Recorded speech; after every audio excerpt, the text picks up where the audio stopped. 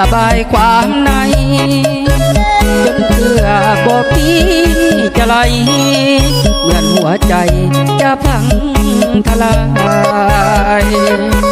หายใจเข้าออกขอ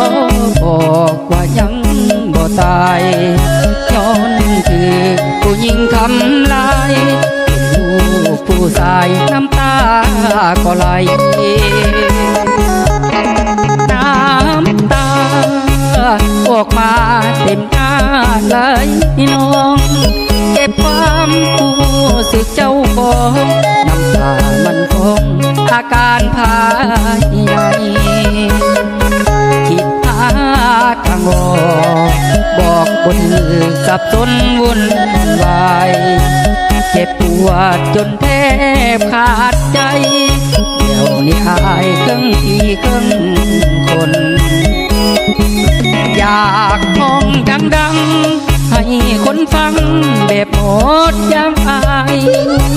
แต่เอ่ยปากออกบ่ได้มีแต่ห้องให้น้ำตาล่วงหล่นเขาบ่ฮักเขาได้ผู้ชายคนจนเตรียมพร้อมยอมรับความจนน้ำตาพัดล้นมันทนบ่ได้น้ำตาออกมาก็ต้องหยุดไหลเดี๋ยวนี้ตกอยู่ทางไหนเดียวยาใจก็ยังบ่หายมีบ่มีมืออื่นช่วยให้ฟื้นอาการซ้ำในจะเธอทุนเต็มห้องหัวใจหยุดพักเอาไว้ขอตายที่นา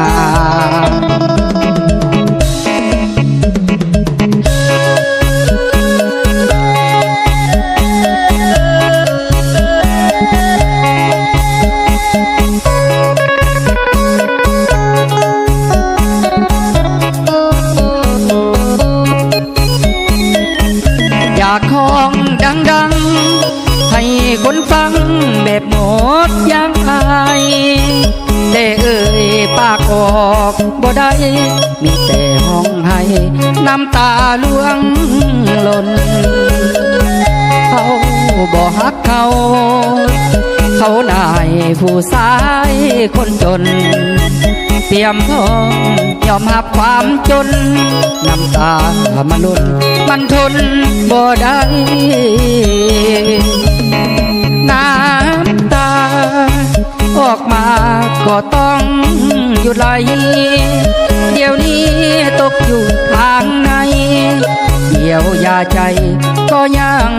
บ่หายมีพอมีเงิน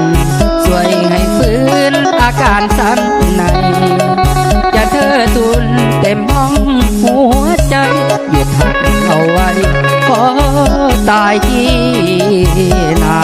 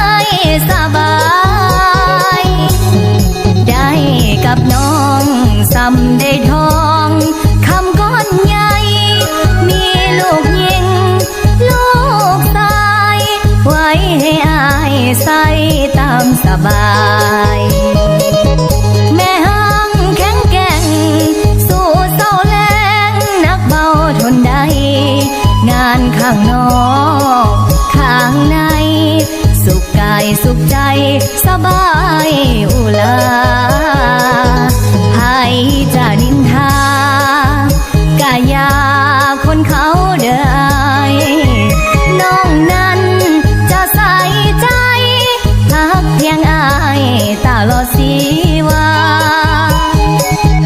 เรื่องเก่าเขาหลังที่พาดพังอา